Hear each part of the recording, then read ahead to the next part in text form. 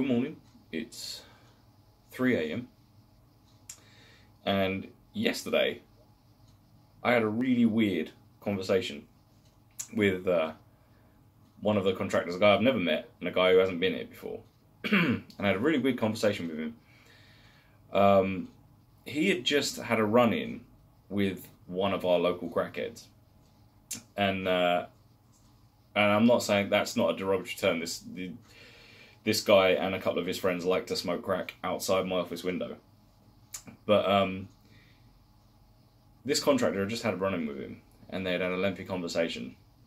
And then I started speaking to him, and I told him a story about what happened, I think about like 8 weeks ago. Ooh, I'm going to focus. About 8 weeks ago. And the look this guy gave me after I finished explaining what had happened, like what these guys get up to at night, was so bizarre. And then I told him, that's not the weirdest thing I've ever seen them do. That's just the most recent. So basically, it all centers around one thing I told this guy. I said, look, never underestimate a crackhead's ability to surprise you. Whatever you think you've seen, they have the capacity to do something else. They are, without a doubt, the most creative, ingenious, industrious, resourceful people on planet Earth. Bar none. And he was like, alright, what are you talking about? So I told him about, it must have been about 8 or 9 weeks ago, right? This, not that guy, but a different guy, and a woman, literally over the street. And we're talking 10, maybe 15 feet away from the window, right? Screaming at each other. Now, when, especially the local crackheads, when they're screaming at each other, it's only about one of three things, really. It's either about money owed, money not paid, so either money from crack, money for crack, or a random subject. See, when I talk to them, or when they talk to me, distinction, a crackhead can talk to you about any subject for any length of time, be it about 10 seconds or 3.5 minutes. It makes no difference, regardless of what the subject is. Usually it kind of flits around, and then they forget what they're talking about, and then they just go. Or you just sort of nod. And if you engage with them, they'll just ask you a question, like you were supposed to be paying attention. Anyway, so 8 or 9 weeks ago, these two were arguing outside. There was two guys, but one was sat down a little bit further back. And then there was another guy. So there was two men, and there was a woman, and this woman was screaming. I recognised her. She was absolutely bellowing at these two guys. And this other guy was waving his arms and sort of like dismissing her away and shouting at her and whatnot. And then she, after screaming for what seemed forever, just walked off. Just disappeared. So I'm watching this, and it's all fairly interesting because there's not a lot on. This is Sunday, about 20 past 5 in the morning, during the heat wave we just had. So it's broad daylight, right? No one about because it's Sunday. And that's an important thing to remember, right? Sunday, broad daylight. She disappears. Within 3 minutes, like no more than 3 minutes, she comes back with what, and this guy has now gone back and is chatting to the other guy, but he's now got his back to the street where she disappeared. So she comes up, and I can see her walking down the street, and in her hand, this is where it gets bizarre, right?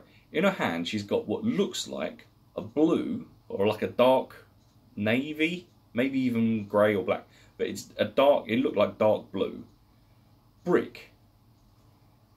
And she's walking up behind this guy, and I'm like, cool. I get to see a, attempted murder. Again. And it's clear what she's going to do. She's walking up behind him, she's got this brick, and she's literally holding it like this, right? And she's still down by the bookies at this point. Then she stops, and then she starts walking again. And this, again, I'll say it again, never underestimate a crackhead's ability to surprise you. Because I'm like, this is going to go bad, right? As she gets closer, I'm like, that brick's on fire. Like, when she stopped and then started. She's now coming towards him with a brick. But she set fire to the brick.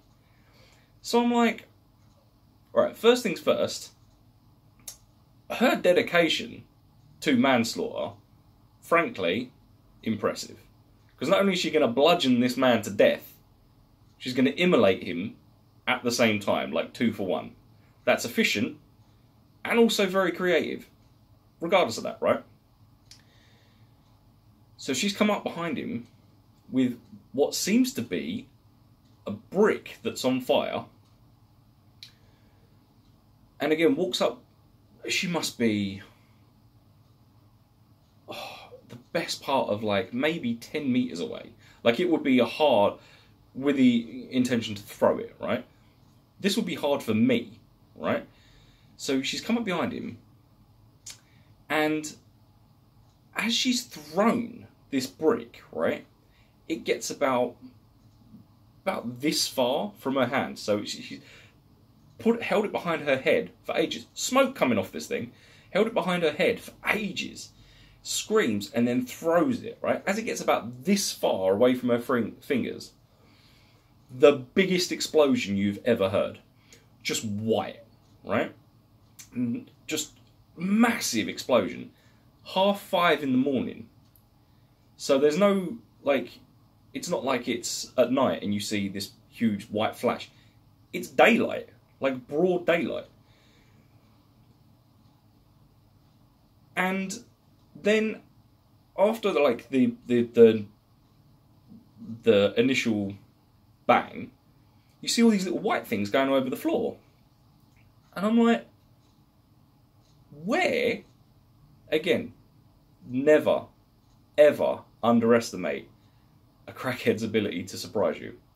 Where, at 5:20 on a Sunday morning, does a crackhead get a display-grade firework, light it, and try and use it to kill somebody? Like, not to blow them up with it, but to bludgeon them with it. And then blow them up with it. It was unbelievable. Anyway, this girl goes flying backwards, and she's on the floor. Here's the other thing, again, never let them, their ability to surprise you. The other 2 guys didn't flinch. It's like they didn't even notice that it went on. And it was the most bizarre thing I've ever seen. Like, where does that happen? Oh, other than Hackney. Like, where would you expect that to happen? And I'm telling all this to this guy yesterday morning. And he's looking at me like, that is one of the most bizarre things I've ever heard. I'm like, that's the last thing that happened. Like, that's not the most weird thing that's happened.